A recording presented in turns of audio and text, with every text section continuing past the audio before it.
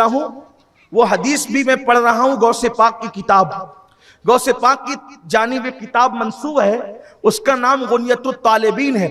गुनियतुत तालिबीन में सरकार गौसे पाक एक रिवायत लिखते हैं कि जब बंदा नमाज छोड़ देता है, बंदा जब, ये इसी हदीस पर मैं अपनी बात पूरी कर लूंगा इस रिवायत पर, लेकिन आप सब गौर से सुनना, जवान बूढ़े बच्चे सब, नमाज छोड़ने का नुकसान क्या है, क्या नुकसान है नमाज छोड़ने से। 10 मिनट एक टाइम लगता है, बस एक टाइम 10 मिनट, 10 मिनट निकालो, दुनिया भी कामयाब आखिरत भी काम, सब तुम्हारा ही तुम्हारा है, दुनिया भी तुम्हारी आखिरत भी तुम्हारी। और 10 मिनट नहीं निकालोगे, दुनिया भी बर्बाद आखिरत भी बर्बाद। फरमाया, हदीस पाक में आया है, जो बंदा नमाज छोड़ दे, अल्लाह 3 मुसीबतें उसको दुनिया में देता है। कितनी मुसीबतें? 3 मुसीबतें उसको दुनिया में। याद कर लीजिए इसको, फिर सोचिए कि नमाज छोड़ के कितना नुकसान। बहुत आसानी से कहते हो मौलाना टाइम नहीं मिलता, झूठ बोलते हो। व्हाट्सएप के लिए टाइम मिलता है, फेसबुक के लिए टाइम मिलता है, दोस्तों के साथ गपशप करने के लिए टाइम मिलता है, अल्लाह के लिए 10 मिनट। हदीस पढ़ी जा रही थी, उसको सुन ले। अल्लाह के सच्चे नबी तुम्हारे और मेरे आका इरशाद फरमाते हैं, बेनमाजी को 3 मुसीबतें दुनिया में आएगी, 3 मरते वक्त आएगी, 3 कब्र में आएगी और 3 मैदान महशर में। यानी बेनमाजी कुल 12 मुसीबतों की गठरी बनेगा। 12 मुसीबतों के लिए तैयार रहो। या 10 मिनट का वक्त निकाल के नमाजी बन जाओ, या फिर इन मुसीबतों के लिए तैयार हो। अब कौन सी मुसीबतें, सुन ले, मैं इख्तिसार से उसको पढ़ रहा हूं। नंबर 1, अल्लाह के सच्चे नबी सादिक व मसदूक सल्लल्लाहु अलैहि वसल्लम इरशाद फरमाते हैं, जो नमाज छोड़ेगा, दुनिया की पहली मुसीबत, अल्लाह उसकी रोजी से बरकत उठा लेगा। अब कुछ लोग ऐसे भी है, कुछ सेठ लोग भी यहां होंगे, इधर उधर खड़े रह के यहां बैठ के सुन, कहिए तो क्या बात हुई, मैं तो करोड़पति हूं, लखपति हूं, नमाज कभी पढ़ता ही नहीं, जुमा की 2 रकात पढ़ के भागता हूं, कभी जुमा भी नहीं पढ़ता। ये क्या मौलवी कह रहे कि जो नमाज नहीं पढ़ता उसकी रोजी में से बरकत उठा ली जाती। याद रखना, लखपति करोड़पति बन जाना और बात है, और बरकत का होना और बात है। ये लखपति करोड़पति कसरत का नाम है और बरकत किसी और चीज का नाम। इसीलिए बुजुर्गों ने फरमाया, अल्लाह से कसरत मत मांगो, अल्लाह से बरकत मांगो। तवज्जो है आपकी, तवज्जो है। गुंबदों मीनार के शहर में बसने वालों, उर्दू अपनी मादरी जबान है। पूरे महाराष्ट्र में सबसे अच्छी अगर उर्दू जबान की बोली जाती है तो हमारा अपना शहर है। तवज्जो है आपकी। उर्दू का एक जुमला बोल रहा हूं, इसको दिल पे लिख लेना। अल्लाह से कसरत मत मांगो, अल्लाह से बरकत मांगो। कसरत की अहमियत नहीं है, बरकत की अहमियत है। समझाऊं मिसाल के जरिए से, समझाऊं। कुत्ते के बच्चे कसरत से पैदा होते हैं, मगर हर दरवाजे पर कुत्ता नजर नहीं आता। बकरी के बच्चे बरकत से पैदा होते हैं। करोड़ों अरबों खरबों बकरियां रोजाना ज़बह होती है, फिर भी हर दरवाजे पे नजर आती। कुत्तों का रेवड़ नजर नहीं आएगा, रेवड़ बकरियों का नजर आता है। कुत्ते अकेले अकेले फिरते, वहां कसरत है, वहां बरकत है। और पता चला कसरत की अहमियत नहीं है, बरकत की अहमियत है। दूसरी और खूबसूरत मिसाल आपको बता दूं अच्छे से।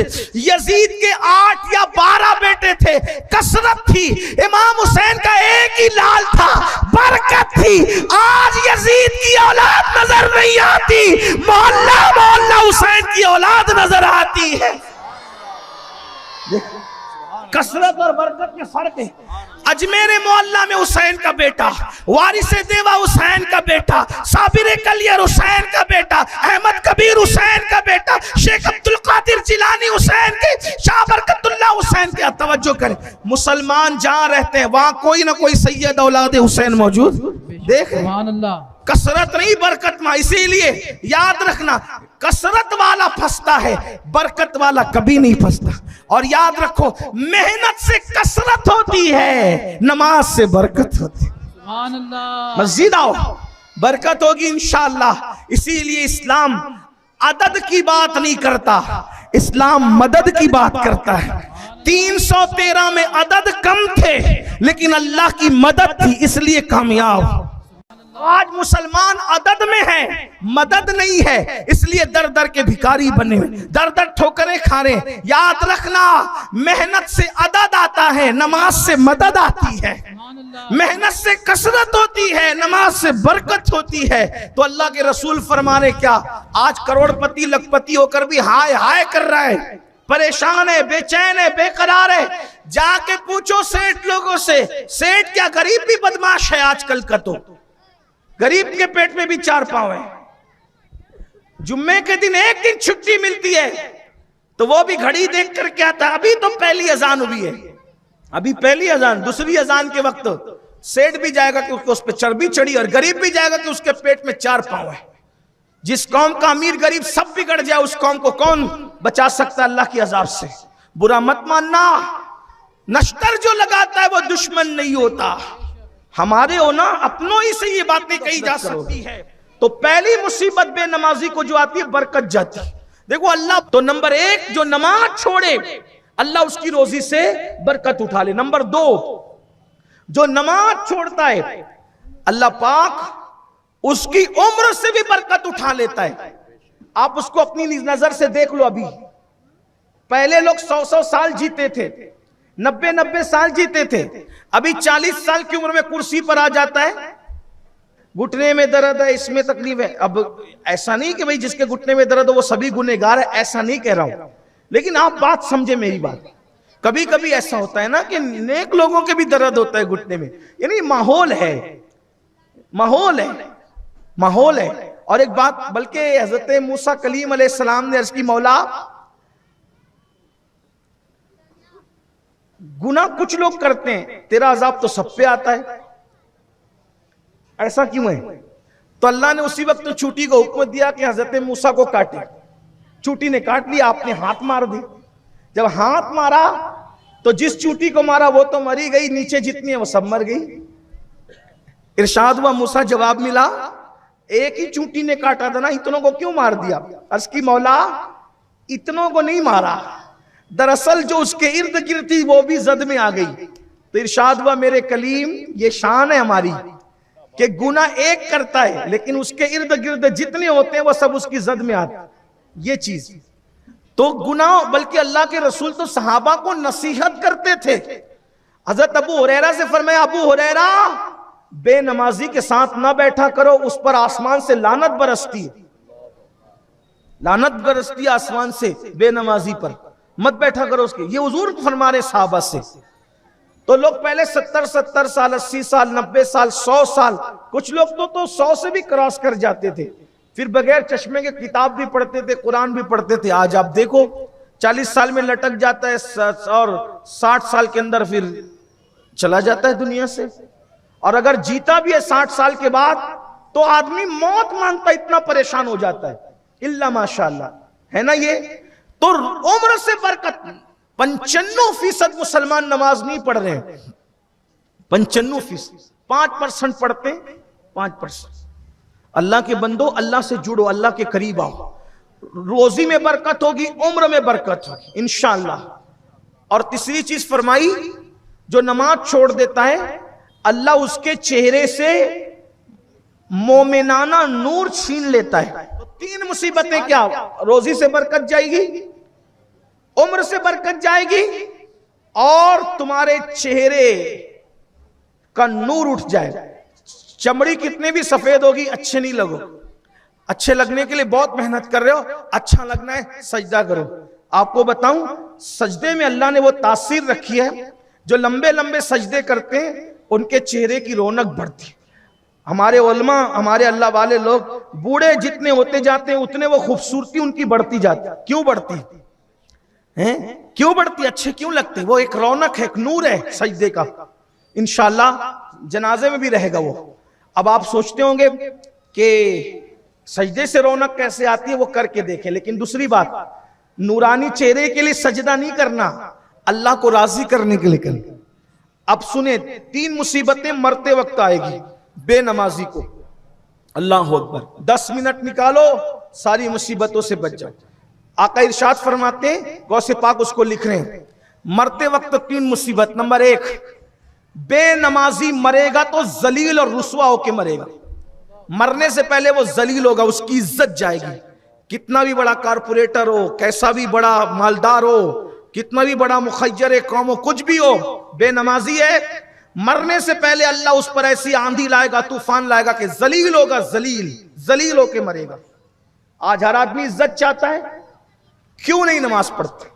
10 मिनट का टाइम क्या चीज है, क्या बड़ी चीज है? मेरे भाइयों, अगर पान खा लो ना तो 10 मिनट में पान भी नहीं चबाया जाता, पान चबाने में भी 10 मिनट से ज्यादा का टाइम लगता है। लेकिन मेरे अल्लाह ने नमाज इतनी आसान कर दिया है कि 10 मिनट के अंदर एक वक्त की नमाज हो जाती। 50 मिनट दे दो, दुनिया और आखिरत संवार लो। हय्या अलल सलाह, नमाज की तरफ आओ, हय्या अलल फलाह, कामयाबी तुम्हें मिल जाएगी। जलील होके मरेगा बेनमाजी, जिल्लत की मौत मरेगा, जिल्लत की मौत। जिल्लत की मौत से बचना है, सजदों को लाजिम पकड़ो, आज ही तौबा करो, आज ही पलटो अल्लाह की तरफ, अल्लाह को मना लो। सबको मनाना मुश्किल है, सबसे आसान अगर किसी को मनाना है तो वो अल्लाह को मनाना आसान है। 2 आंसू निदामत के गिरा लो, तौबा कर लो, इस्तिगफार कर लो, अल्लाह राजी हो जाएगा। पलट आओ उसकी तरफ, मरने के बाद तो उसकी तरफ पलट कर जाना ही है। जीते जी पलट कर आओगे तो नहीं पछताना पड़ेगा, मर के पलटोगे बदअमालियों की वजह से पछताना पड़ेगा, जीते जी पलट जाओगे नहीं पछताना पड़ेगा। अल्लाह करोड़ों माओ से ज्यादा प्यार करता है मेरे भाइयों, अल्लाह को मनाओ, राजी करो। तो फरमाया बेनमाजी मरेगा तो जलील होके मरेगा। नंबर 2, अल्लाह बेनमाजी को जब मौत आती है इतनी भूख उस पे मुसल्लत करता है कि सारे जमाने का खाना भी खिला दो उसका पेट नहीं भरेगा, वो भूख से तड़प तड़प के मरेगा। बेनमाजी भूख से तड़प तड़प के मरेगा। ये दूसरी मुसीबत। सोचो, रमजान शरीफ के वक्त, इफ्तार के वक्त भूख का क्या हाल होता है, और जब मौत की भूख होगी तो कैसा खतरनाक हाल होगा। कोई खिला सकेगा? कोई खिला सकेगा? कोई मुंह में डाल सकेगा? और अगर डाल भी दिया तो क्या चबा सकोगे, निगल सकोगे? उस वक्त की पोजीशन तो ये है कि पानी भी घूंट से नहीं पी सकते, लोग चमचे चमचे से पिलाते हैं। तो फरमाया अल्लाह के रसूल ने, भूखा मरेगा बेनमाजी, भूख से तड़पेगा, तड़प कर उसकी तड़प होगी, भूख से तड़प के मरेगा वो। और फिर तीसरी बात फरमाई, अल्लाह उस पर इतनी प्यास मुसल्लत करेगा। अल्लाह अकबर, एक दूसरे मकाम पे फरमाया गया, 7 समुंदर का पानी भी उसके मुंह में निचोड़ दो तो भी उसकी प्यास कोई बुझा नहीं सकता। ये 3 मुसीबतें, जलीलों के मरेगा, भूखा मरेगा, प्यासा मरेगा। हाय हाय, 10 मिनट निकाल लेता तो क्या हो जाता? सिर्फ 10 मिनट, फजर में 10 मिनट, जोहर में 10 मिनट, असर में 10 मिनट, मगरिब में 10 मिनट, इशा में 10 मिनट, कुल 50 मिनट निकालो, कितनी बड़ी मुसीबत से बच रहे हो। फिर मेरे आका इरशाद फरमाते हैं, 3 मुसीबतें उसको कब्र में आएगी। कब्र में 3 मुसीबत। नंबर 1, जब उसको कब्र में रखा जाएगा, चारों तरफ से उसकी कब्र उसको दबाएगी, अपनी खूबसूरत नर्म नाजुक उंगलियों को एक दूसरे में मिला के फरमाया, ऐसे ये देखो। अपने सहाबा को बताया, हमारे हाथ उन जैसे नहीं है, हमारी उंगलियां उन जैसी नहीं, वो तो बहुत आला हस्ती, हम तो उनके गुलाम इब्ने गुलाम। सगाने कुचे दर है, सगाने कुचे यार है। आका ने मगर अपने खूबसूरत हाथों को एक दूसरे में उंगलियां यूं दाखिल करके फरमाई, लोगों, जब बेनमाजी को उसकी कब्र में रखा जाता है और कब्र चारों तरफ से दबाती है तो उसकी दोनों तरफ की पिसनी एक दूसरे में यूं मिल जाती। यूं फरमाया, क्या हाल होगा? ये पहली मुसीबत। नंबर 2, उसकी कब्र, इतना अंधेरा होता है कब्र में, इतना अंधेरा कि एक हाथ को दूसरा हाथ सुझाई नहीं देता, अंधेरा होता।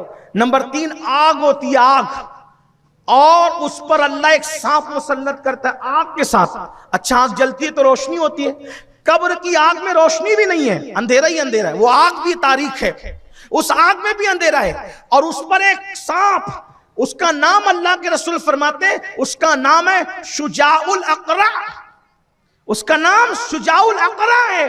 आका फरमाते 70 साल लंबाई का है वो, और बुख्ती ऊंट की तरह मोटा है वो, उसकी आंखों से आग निकलती है, उसके नाखून जो है वो लोहे के है, वो जब किसी को डंक मारता है, आका इरशाद फरमाते 1000 साल तक के जहर उसके जिस्म में घूमेगा, वो जमीन में धसेगा।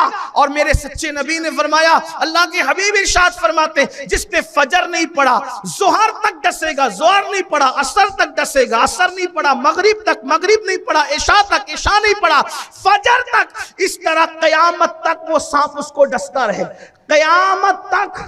खेत का सांप डस ले क्या हाल होता है, जंगल का सांप डस ले क्या हाल होता है, खेत का बिच्छू डस ले क्या हाल होता है, कब्र का वो सांप कयामत तक डसेगा। 10 मिनट का टाइम क्या किसको कहते, 10 मिनट, सिर्फ 10 मिनट, दुनिया और आखिरत की काम। 3 मुसीबतें उसको कब्र में आएगी। फिर फरमाया 3 मुसीबतें आखिरत में, मैदान महशर में। नंबर 1, जब मैदान महशर में वो उठेगा, अल्लाह उस पर नजर रहमत नहीं फरमाएगा, अल्लाह उससे नाराज होगा, अल्लाह उस पर नजर रहमत। सोचो जरा, किसी के घर की शादी में जाओ और वो बात ना करे तो आप पे क्या गुजरती है, सोचा कभी? किसी के घर की शादी में ना जाओ, शादी में जाओ वो बात ना करे क्या गुजरती है, यार उसने मेरा हाल भी नहीं पूछा, उसके घर गया था यार मैं, उसने मुझे बात भी नहीं की। मैदान महशर में अल्लाह नजर रहमत नहीं करेगा, अल्लाह नाराज होगा बेनमाजियों से। नंबर 2, दूसरी मुसीबत, अल्लाह जब उससे हिसाब लेगा सख्ती से लेगा। अगर अल्लाह नरमी से भी हिसाब ले तो हम नहीं दे सकते। आका फरमाते हैं अल्लाह बेनमाजी से सख्ती से हिसाब लेगा। और तीसरी मुसीबत जो 12वीं पूरी हो रही है वो ये, आका फरमाते हैं अल्लाह उसको जहन्नम में दाखिल कर देगा, उसका ठिकाना जहन्नम होगा। कितनी मुसीबत ले रहे हो? 12 मुसीबत। अल्लाह के बंदो अपने हाल पे रहम करो, 10 मिनट का टाइम निकालो, एक वक्त की नमाज के लिए सिर्फ 10 मिनट का टाइम लगता है। अपने बच्चों को, बच्चियों को, घर वालों को, सबको नमाजी बनाओ। इनाम क्या? ये सारी दुनिया आखिरत की कामयाबी भी और गुनाहों से निजात भी। इन्नस्सलाता तन्हा अनिल फहशाई वल मुनकर। जल्दी जल्दी मैंने ये पढ़ दिया, अल्लाह तौफीक दे हम सबको। गुफ्तगू के दरमियान जल्दी जल्दी बात करने में कोई गलती हो तो अल्लाह पाक माफ फरमाए।